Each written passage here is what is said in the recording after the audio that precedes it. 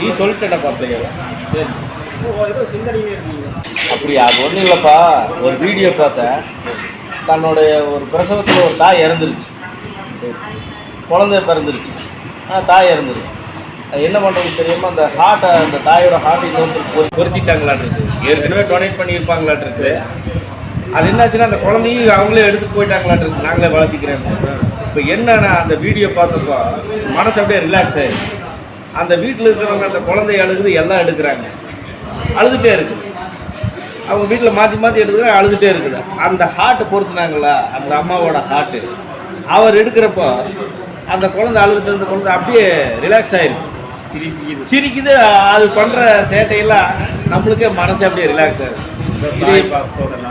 அதுதான் என்னன்னா இந்த உலகத்திலேயே தாய் பாசத்தை மிஞ்சினது உலகத்தில் வேறு எதுவும் கிடையாது. அந்த வீடியோ பார்த்துன்னு தெரிஞ்சிருச்சு. ஆனால்